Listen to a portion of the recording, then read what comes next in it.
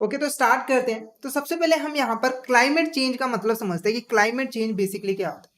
अगर एक लाइन में आपका इसका मीनिंग बताऊं तो हमारे एनवायरनमेंट का नेगेटिवली चेंज होना, यानी कि हमारे एनवायरनमेंट में कुछ ऐसे चेंजेस हो रहे हैं जिनकी वजह से हमारे एनवायरनमेंट पे जो है नेगेटिव इम्पैक्ट पड़ रहा है। जैसे एग्जांपल के लिए हम जैसे फैक्ट्रीज यूज करते हैं ना, तो फैक्ट्रीज में बहुत सारी गैसेस निकलती हैं जिनकी वजह से एयर पोल्यूशन होता है, हमारा जो नेचुरल एयर है वो खराब होती है। ठीक है, उसमें काफी हानिकारक जो गैसेस हैं वो फैल जाती है। साथ के साथ जब गैसेस निकलती हैं तो उससे जो हमारे एनवायरनमेंट का टेम्परेचर है वो भी हाई होता है। ठीक है, टेम्परेचर हाई होने की वजह से, ठीक है, ये जो चेंजेस आते हैं ना ये पूरी सीरीज में काम करते हैं। मतलब एक चेंज आने की वजह से काफी सारे एनवायरनमेंट में नेगेटिव चेंजेस जो है आते रहते हैं। ठीक है, जैसे टेम्परेचर हाई होता है, ठीक है, टेम्परेचर हाई होने की वजह से जो हमारे ग्लेशियर्स हैं वो पिघलने लग जाते हैं। उनकी वजह से क्या होता है, हमारे जो समुद्र होते हैं उनका जो वाटर लेवल है वो इंक्रीज हो जाता है, तो अल्टीमेटली बाढ़ आ जाती है जिसका हमारे पे ही इम्पैक्ट जो है बुरा पड़ता है। तो क्लाइमेट चेंज का बेसिकली मीनिंग क्या है, एनवायरनमेंट पे नेगेटिव इम्पैक्ट पड़ने, ठीक है, ऐसे चेंजेस होने जिससे एनवायरनमेंट पे बुरा प्रभाव पड़ता है। क्लियर है? तो यहाँ पर मीनिंग देखो, climate change describe a change in the average condition such as temperature and rainfall in a region over a long period of time. यानी कि देखो, क्लाइमेट चेंज क्या बताता है, जो हमारे एवरेज कंडीशंस है, जो हमारे एनवायरनमेंट में एवरेज टेम्परेचर रहता है, रेनफॉल रहता है, जब एक लॉन्ग पीरियड में जाके उसमें चेंजेस आ जाते हैं या बढ़ या कम जाते हैं तो उसे हम यहाँ पर क्या कहते हैं, क्लाइमेट चेंज। क्लियर है आपको? नेक्स्ट अब देखो, core elements of sustainable development. ठीक है, तो यहां पर जो हमारे देखो जो क्लाइमेट चेंज है ना उसका जो इफेक्ट पड़ता है कोई एक देश पर नहीं पड़ता, पूरे वर्ल्ड पे पड़ता है। अगर एक देश में कोई काम हो रहा है जिसकी वजह से टेम्परेचर हाई हो रहा है तो इसका मतलब ये थोड़ी है कि इंडिया का ही सिर्फ टेम्परेचर हाई होगा, पूरे वर्ल्ड का जो है टेम्परेचर हाई होगा, पूरे वर्ल्ड पे जो है इसका इफेक्ट पड़ेगा। ठीक है, तो यहाँ पर देखो क्लाइमेट चेंज का जो यहाँ पर परिणाम हो रहे थे, इसकी वजह से जो हमारे वर्ल्ड पे इम्पैक्ट पड़ रहे थे, बुरे प्रभाव पड़ रहे थे, उनको कंसीडर किया गया। पूरे वर्ल्ड ने एक साथ मिलकर इनको कंसीडर किया और इनको ठीक करने की यहाँ पर बात सोची गई कि अब जितना चेंजेस, मतलब जितना चेंज आ चुका है वो तो ठीक है, अब हमें ऐसी कोशिश करनी है कि ये जो क्लाइमेट चेंज हो रहा है ना इसको हमें रोकना है, ताकि हमारा जो एनवायरनमेंट है, जो हमारा प्लेनेट है अर्थ, वो रहने लायक रह सके, जो हमारे पब्लिक यहाँ पर रहती है, सिटीजन्स रहते हैं, वो अच्छी लाइफ यहाँ पर गुजार सके। तो अब हमें कुछ ऐसे एक्शंस लेने, ऐसे गोल्स बनाने जिसकी हेल्प से हम जो है अपने प्लेनेट अर्थ को अच्छा बना पाए और जो ये नेगेटिव इम्पैक्ट पड़ते हैं इनको यहाँ पर ठीक किया जा सके। ठीक है, जैसे कि टेम्परेचर को कंट्रोल करना है, ठीक है, जो वाटर पोल्यूशन होता है उसको कंट्रोल करना है, एयर पोल्यूशन होता है उसको कंट्रोल करना है, जो ये फॉरेस्ट को हम काटते रहते हैं, ठीक है, इनको भी कंट्रोल करना है, कम से कम फॉरेस्ट की कटिंग की जानी चाहिए, जो हमारे एनिमल्स हैं उनको बचा के रखना है। ठीक है, तो ऐसे कुछ जो है गोल्स यहाँ पर लिए गए, इनको करने की बात कही गई। क्लियर है? तो यहां पर देखो बोला गया है सस्टेनेबल डेवलपमेंट, यानी कि ये जो सस्टेनेबल डेवलपमेंट का मतलब है कि आराम से अच्छे से यहाँ पे डेवलपमेंट करनी है। मतलब ऐसा ना हो कि हमें इन्वायरमेंट को ताक पे रख के ग्रोथ की जाए, ऐसा नहीं है, हमें सस्टेनेबल डेवलपमेंट की और जो है बढ़ना है। मतलब हमें एनवायरमेंट को भी देखना है और साथ ही साथ अपनी अपने पब्लिक की, अपनी इकोनॉमी की ग्रोथ भी यहाँ पर देखना है। ठीक है, तो इसके लिए यहाँ पर बनाए गए थे सस्टेनेबल डेवलपमेंट गोल्स। क्लियर है? सस्टेनेबल डेवलपमेंट गोल्स ऐसे गोल्स थे जिसके अंदर जो डिफरेंट डिफरेंट कंट्रीज हैं, जो कि हमारे यूनाइटेड नेशंस की मेंबर थे, उन्होंने in development sustainable development goals को जो है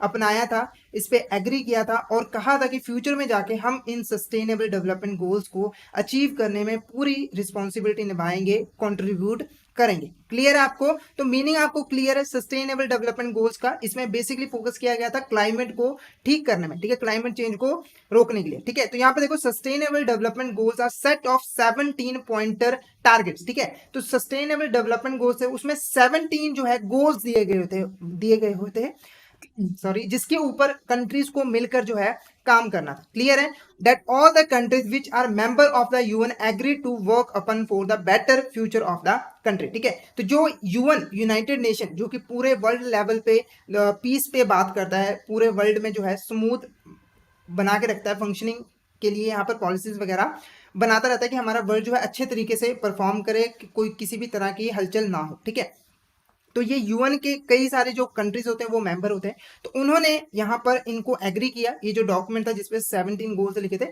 उनको एग्री किया, उनको एक्सेप्ट किया और कहा कि फ्यूचर में जाकर हम इस पे जरूर काम करेंगे और क्लाइमेट चेंज को रोकेंगे। क्लियर है। अब हम हिस्ट्री देख लेते हैं कि जो सस्टेनेबल डेवलपमेंट गोल्स है इसकी हिस्ट्री क्या है, ये कैसे यहाँ पर आई थी। तो यहाँ पर सबसे पहले देखो, sustainable development goals agenda was accepted by the all members of United nation in 2012 at the Rio de Janeiro council. ठीक है, तो यहाँ पर आपको कौन कौन से पॉइंट्स याद रखने हैं। सबसे पहले देखो, जो ये डेवलपमेंट गोल्स का एजेंडा था इसे एक्सेप्ट किया था हमारे members of United Nations. Clear है। कब एक्सेप्ट किया गया था? 2012 में। अब कौन सी काउंसिल थी, मतलब जिस मीटिंग में एक्सेप्ट किया गया था उसका नाम क्या था? यहाँ पर Rio de Janeiro council. Clear है। तो ये पॉइंट आपको यहाँ पर रख लेना। ठीक है, इसी काउंसिल में जो हमारा सस्टेनेबल डेवलपमेंट गोल्स है उसको यहाँ पर एक्सेप्ट किया गया था। ठीक है, अब इसका एम क्या था? Healthy develop future of the planet and its people. Clear है। It was in 2015 when the sustainable development goals were implemented। ठीक है, तो यहाँ पे देखो एक्सेप्ट 2012 में किया गया था,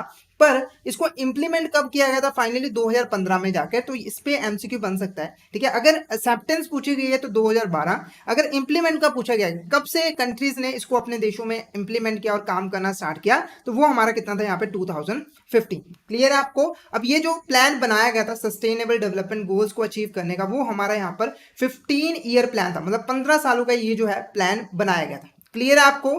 क्लियर है। तो आई होप आपको यहाँ तक मीनिंग क्लियर हो गया होगा कि क्लाइमेट चेंज क्या है और उसको ठीक करने के कौन कौन से हमारे सस्टेनेबल डेवलपमेंट गोल्स थे। ठीक है, अब हम डिस्कस करते हैं कि जो 17 गोल्स हमने यहाँ पर देखे वो कौन कौन से थे, मतलब किन किन चीजों में काम करना था कंट्रीज को।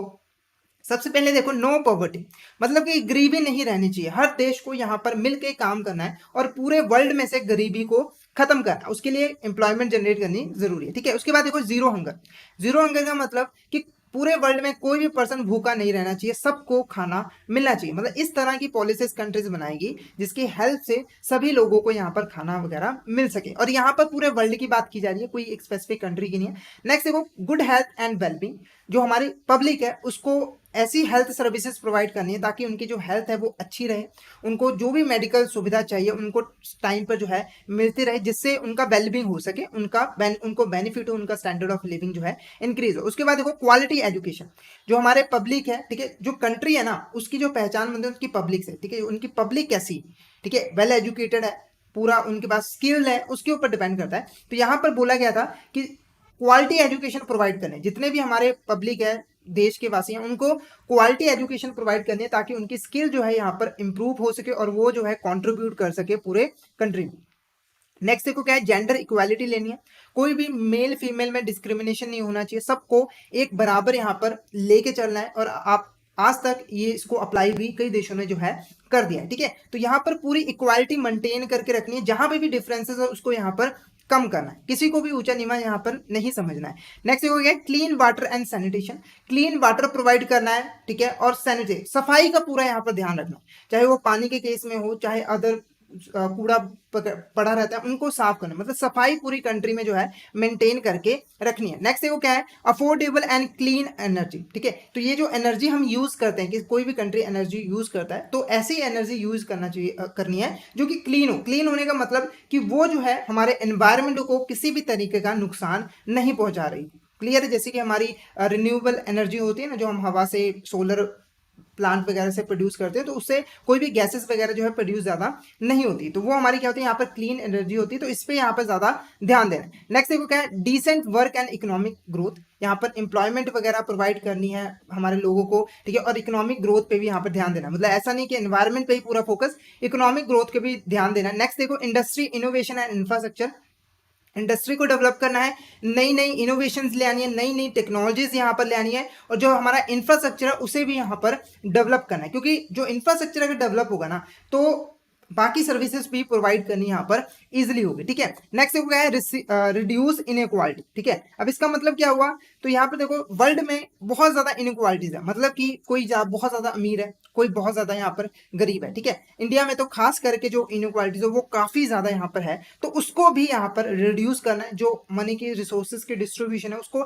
इक्वली करने की कोशिश करनी है, ऐसी पॉलिसीज यहाँ पर बनानी है। उसके बाद देखो सस्टेनेबल सिटीज एंड कम्युनिटीज, तो ऐसी सिटीज बनानी है, कम्युनिटीज बनानी है जो कि रहने लायक, जहां पर पब्लिक आराम से जो है रह सके, अपना जीवन यहाँ पर गुजार सके। सस्टेनेबल सिटीज और कम्युनिटीज का मतलब ऐसी सिटीज जो रहने लायक होती हैं, जहां पर एयर पोल्यूशन वगैरह कम है, ठीक है, अच्छा खाना मिलता है, वाटर क्लीन मिलता है, ऐसे बना के देना। नेक्स्ट देखो क्या है, रिस्पॉन्सिबल कंजम्पशन एंड प्रोडक्शन। तो कंजम्पशन और प्रोडक्शन पे भी यहाँ पर जो है ध्यान देना है। कंजम्पशन लिमिट में करनी है ताकि जो हमारे जो लोग हैं उनको यहाँ पर प्रॉपर खाना मिल सके और वेस्टेज भी किसी तरह के ना हो, ऐसी प्रोडक्शन पे भी हमें यहाँ पर ध्यान देनी है। नेक्स्ट देखो है क्लाइमेट एक्शन, ठीक है। क्लाइमेट एक्शन का मतलब होता है ये जो हमने क्लाइमेट चेंज अब कर दिया है इसको ठीक कर, जैसे टेम्परेचर बहुत ज्यादा हाई हो रहा है, कंटिन्यूसली बढ़ रहा है, तो हमें ऐसे एक्शंस लेने हैं जिसकी हेल्प से इस टेम्परेचर को जो है कम किया जा सके। क्लियर है। नेक्स्ट देखो लाइफ बिलो वाटर, हमें वाटर रिसोर्सेज को भी अच्छा बना के रखना है, ड्रिंकिंग वाटर साफ रखना है, जो हमारे सी में जो हमारे यहाँ पे समुद्र में पानी वगैरह है उनको भी यहाँ पर साफ रखना है। नेक्स्ट देखो लाइफ ऑफ लैंड, हमारी लैंड जो है उसको भी बचा के रखना है। बचाएंगे कैसे, हमें कम से कम जो है फॉरेस्ट काटने हैं ताकि जो हमारा लैंड है वो ठीक रह सके, ठीक है। हमें फर्टिलाइजर ज्यादा यूज नहीं करने हैं खेती करते वक्त, ताकि हमारी जो लैंड है वो सही हो सके। नेक्स्ट देखो क्या, piece justice and strong institution, तो पीस बना के रखना है, जस्टिस रखनी है, सबको इक्वल हक मिलने चाहिए, सबको इक्वल राइट्स मिलने चाहिए, स्ट्रॉन्ग इंस्टीट्यूशंस होनी चाहिए जो कि वेलफेयर यहाँ पर प्रमोट कर सके। नेक्स्ट देखो क्या है, partnership to achieve the goal, ठीक है, पार्टनरशिप बना के रखनी है। अब ये जो कंट्रीज हैं वो आपस में जो है पार्टनरशिप बना के रखें, ताकि जो ये गोल्स है, कॉमन गोल्स है, क्योंकि ये जो गोल्स है ना वो पूरे वर्ल्ड के ही कॉमन गोल्स है, तो इनको यहाँ पर अचीव करना यहाँ पर जरूरी होता है। क्लियर है आपको। नेक्स्ट देखो हमारे यहाँ पे sustainable development goals in India. अब इंडिया में कितना इसको अप्लाई किया गया, इंडिया ने इसको कितना अच्छे तरीके से जो है इन गोल्स को अचीव किया, इंप्लीमेंट करने में कोशिश किया, उसको हम यहाँ पर देखेंगे। सबसे पहले देखो इंडिया ने बहुत कंट्रीब्यूट किया, मतलब अलग अलग हिस्सों में जहां जहां गोल्स की बात की गई थी वहां पर कंट्रीब्यूट किया। जैसे कि यहाँ पर देखो Mahatma Gandhi National Rural Employment Guarantee Act, जिसको हम शॉर्ट में मनरेगा भी करते हैं, इसको इंप्लीमेंट किया था। इसके अंडर देखो क्या था, मेनली जो अनस्किल्ड हमारे लेबर्स थे उनको एम्प्लॉयमेंट प्रोवाइड करने की बात की गई थी। मतलब कि जो हमारे अनस्किल्ड लेबर है, जिनको ज्यादा काम नहीं आता, उनको एम्प्लॉयमेंट प्रोवाइड करनी ताकि वो उससे इनकम कमा पाए और अपना स्टैंडर्ड ऑफ लिविंग जो है वो इंक्रीज कर सके। क्लियर है। नेक्स्ट देखो national food security act, national food security act को लॉन्च किया गया था। इसके अंडर क्या था कि जो हमारे फूड ग्रेन्स है, जो कि खाना है, दाल सब्जी है, उसमें जो है यहाँ पर सब्सिडीज प्रोवाइड करे गवर्नमेंट, ताकि जो खाना है वो लोगों को सस्ते प्राइजेस पे जो है मिल सके। उनको जो उनको खाना जरूरी है, क्योंकि खाना मिलना सभी को जरूरत, कोई भी भूखा नहीं रहना चाहिए, वो तभी पॉसिबल हो सकता है अगर उसको सस्ते रेट पे जो है खाना मिल सके। तो इससे रिगार्डिंग गवर्नमेंट जो है इस एक्ट के अंडर काफी सारी सब्सिडीज जो है वो प्रोवाइड करती है। नेक्स्ट देखो क्या है, the government of India aims to make India open defection free under its flagship programme Swachh Bharat अभियान। तो इसमें सिंपली बात की गई है कि जो हमारा इंडिया उसको अच्छा मतलब साफ बनाना, साफ सुथरा बनाना है, ताकि बीमारियां दूर रहे, जो हमारे लोग हैं वो स्वस्थ रह सके। तो स्वच्छ भारत अभियान में क्या था, हमारा मेनली सफाई पे ज्यादा ध्यान देना था, जगह जगह पे जो है टॉयलेट्स वगैरह बनाने थे ताकि सफाई जो है मेंटेन की जा सके, ठीक है, और इन्फेक्शन ना हो किसी को भी। क्लियर है। तो ये स्वच्छ भारत अभियान जो है यहाँ पे लॉन्च किया गया था सफाई के लिए। उसके बाद नेक्स्ट देखो Atal Mission for Education under urban transformation and heritage city development and augmentation योजना, ठीक है। ये जो हमारी दो योजनाओं हैं इनको डेवलप किया गया था इंफ्रास्ट्रक्चर को डेवलप करने के लिए, ठीक है। तो सस्टेनेबल डेवलपमेंट में इंफ्रास्ट्रक्चर पे भी बात की गई है कि उसको भी डेवलप करना है। तो ये जो दो हमारी पॉलिसीज थी वो मेनली फोकस करती थी किसके ऊपर, इंफ्रास्ट्रक्चर पे। नेक्स्ट देखो क्या, India has express is intent to combat climate change by ratifying the Paris Agreement, ठीक है। तो यहाँ पर जो हमारी इंडिया है, ठीक है, जो इंडिया है वो क्लाइमेट चेंज को रोकने के लिए, ठीक है, क्लाइमेट चेंज को रोकने के लिए उसने जो है पेरिस एग्रीमेंट को साइन किया गया था। पेरिस एग्रीमेंट बेसिकली बोलता था कि जो टेम्परेचर बढ़ रहा है ना, हमारे जो एनवायरनमेंट का टेम्परेचर बढ़ रहा है उसे हमें कंट्रोल करना है, उसे हमें कम करना है, जिस रेट से वो बढ़ रहा है ना उससे हमें यहाँ पर कम करना है। तो इंडिया ने भी इसमें कॉन्ट्रीब्यूट किया और इसमें जो है पेरिस एग्रीमेंट को साइन कर दिया। तो यहाँ पर एग्रीमेंट एमसीक्यू बन सकता है कि इंडिया ने क्लाइमेट चेंज को कॉन्कर करने के लिए, उसको ठीक करने के लिए कौन सा एग्रीमेंट जो है साइन किया था। तो आंसर हमारा क्या होगा यहाँ पर, पेरिस एग्रीमेंट। क्लियर है आपको। क्लियर है। तो आई होप आपको यहाँ तक क्लियर हो गया होगा। अगर आपको यहाँ तक किसी भी तरह का डाउट हो तो चैट बॉक्स में आप यहाँ पर पूछ सकते हो। फटाफट से चैट बॉक्स में मैसेज कर दिया अगर आपको किसी भी तरह का यहाँ तक डाउट हो। फटाफट से बता दिया अगर किसी भी तरह का यहाँ पे डाउट हो। ओके नेक्स्ट देखते हैं यहाँ पर India and HDG 13 climate action. तो यहाँ पर देखो सबसे पहले बात यहाँ पर हो रही है इंडिया और SDG 13, ये क्या है। तो यहाँ पर देखो जो हमारा 17 सस्टेनेबल डेवलपमेंट गोल्स थे उसमें से जो हमारा 13 गोल था वो था क्लाइमेट एक्शन का, यानी कि हमें क्लाइमेट को चेंज होने से रोकना है, ठीक है, जो हमारा टेम्परेचर वगैरह हाई हो रहा है उसे हमें रोकना है, ठीक है। तो इंडिया ने जो हमारा यह 13 गोल है इसको एक्सेप्ट करने में भी काफी ज्यादा कंट्रीब्यूट किया, नई नई यहाँ पर स्कीम्स लगाई। तो इसी के अंडर यहाँ पर पंच अमृत कमिटमेंट्स किए थे, मतलब कि इंडिया ने जो है इस गोल को अचीव करने के लिए यहाँ पर पंच अमृत कमिटमेंट किए थे, यानी कि 5 कमिटमेंट्स किए थे। अब वो कौन कौन से 5 कमिटमेंट्स हैं वो हम यहाँ पर देखेंगे, क्लियर है। तो आपको यहाँ पर ध्यान रखना है एक जो इंपॉर्टेंट इन्फॉर्मेशन है कि SDG 13 के अंडर इंडिया ने कितने यहाँ पर कमिटमेंट किए थे और उसका नाम क्या था, तो पंच अमृत कमिटमेंट यहाँ पर था। इसके चांसेस हैं यहाँ पर एमसीक्यू में आने में।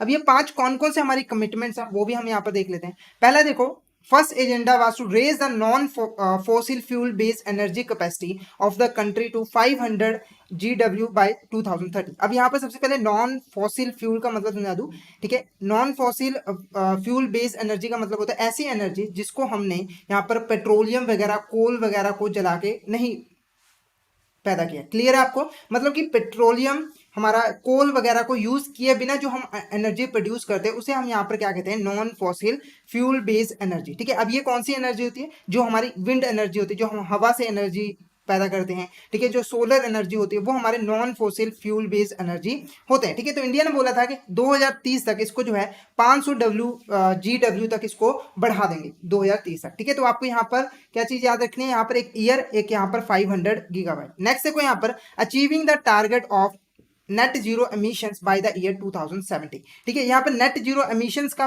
मतलब क्या है, यहाँ पर एमिशन का मतलब बता दूं, जो गैसेस निकलती है ना, कार्बन डाइऑक्साइड जो मेन गैस निकलती है जिसकी वजह से हमारा टेम्परेचर जो है हाई होता है, उसको कम करना है। तो इंडिया ने बोला था कि 2070 तक हम इसको जीरो पे ले आ देंगे, मतलब कि बहुत ही कम जो है यहाँ पर कार्बन एमिशंस होंगे हमारी कंट्री से, क्लियर है। नेक्स्ट देखो क्या है, fulfilling 50% of the energy requirements from renewable energy sources by 2030, यानी कि 2030 तक जो हम टोटल एनर्जी लेते हैं अलग अलग सोर्सेज से, ठीक है, उसमें से जो 50% एनर्जी होंगी वो हम रिन्यूएबल एनर्जी सोर्सेज से लेंगे, क्लियर है आपको, क्लियर है। नेक्स्ट यहाँ पर India will reduce the total projected carbon emissions by the 1 billion tonne from now onward till 2030, यानी कि 2030 तक जो टोटल यहाँ पर कार्बन एमिशंस हो रही हैं, ठीक है, 2030 तक इंडिया जो है इसको 1 बिलियन टन जो है वो कम कर देगा। आज से जब ये साइन किया गया था उसके बाद यहाँ पर जो है 1 बिलियन टन जो है यहाँ पर कम कर दिया जाएगा कार्बन एमिशंस का। नेक्स्ट देखो, by 2030 India will reduce the carbon intensity of its economy by less than 45%, ठीक है। तो यहाँ पर जो कार्बन इंटेंसिटी है इंडियन इकोनॉमी में उसको भी वो जो है कम करके 45% पर ला देगा। तो ये 5 कमिटमेंट से जो कि इंडियन गवर्नमेंट ने किए थे पंच अमृत कमिटमेंट्स, और इसका मेन रीजन क्या था, क्लाइमेट चेंज को हराना, उसको ठीक करना। नेक्स्ट देखो क्या है, बैंक एंड क्लाइमेट चेंज, ठीक है। अब बैंक क्या इंपॉर्टेंट रोल प्ले करता है हमारे यहाँ पर क्लाइमेट चेंज में, तो सबसे पहले देखो green finance for sustainable development. अब इसका मतलब क्या है, देखो ये जो सस्टेनेबल डेवलपमेंट के गोल्स अचीव किए ना, जितने भी हमने गोल्स रखे, ठीक है, जैसे कि गरीबी हटाना है, भूखमरी कम करनी है, ठीक है, ऐसे गोल्स को अचीव करने के लिए फंड्स की रिक्वायरमेंट होती है। बिना फंड्स के यहाँ पर कैसे हम यहाँ पर काम करें और अपने गोल्स को अचीव करें, तो यहाँ पर फंड्स प्रोवाइड करने में जो है बैंक काफी इंपॉर्टेंट रोल प्ले करता है। जो बैंक है वो हमें ग्रीन फाइनेंस प्रोवाइड करता है। ग्रीन फाइनेंस ऐसा फाइनेंस होता है जो कि सस्टेनेबल डेवलपमेंट, मतलब एनवायरमेंटल जो प्रोजेक्ट होते हैं ना, जिनकी वजह से हमारे एनवायरमेंट की ग्रोथ होती है, हमारी एनवायरमेंट अच्छा होता है, ठीक है, जो क्लाइमेट चेंज है उस पर कंट्रोल आता है, ऐसे प्रोजेक्ट को करने के लिए फाइनेंस प्रोवाइड किया जाता है, ठीक है। तो बैंकों को ये बोला जाता है कि जो भी आपको एनवायरमेंटल को सपोर्ट करने वाले प्रोजेक्ट आते हैं उनको आप फाइनेंस प्रोवाइड करो। जब वो ये फाइनेंस प्रोवाइड करते हैं तो उसी को हम यहाँ पर क्या कहते हैं, ग्रीन फाइनेंस, क्लियर है। तो यहाँ पर देखो green finance is a term which refers to financial investment for those project that support sustainable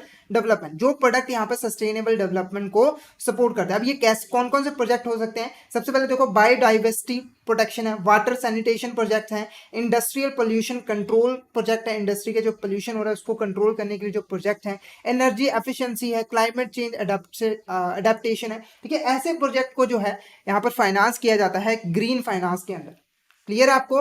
next को यहाँ पर progress and challenges of green finance in India, ठीक है। तो मीनिंग हमें क्लियर है, ग्रीन फाइनेंस का मीनिंग क्या है, अब क्या क्या चैलेंजेस आए, क्या इसका प्रोसेस रहा है, तो ये हम यहाँ पर देखेंगे। सबसे पहले देखो ग्रीन लैंडिंग, जो रिजर्व बैंक ऑफ इंडिया है उसने इंपॉर्टेंट काम क्या किया, उसने 2015 में, ठीक है, 2015 में जो ग्रीन लैंडिंग है उसको प्रायोरिटी सेक्टर लैंडिंग के अंदर लिया।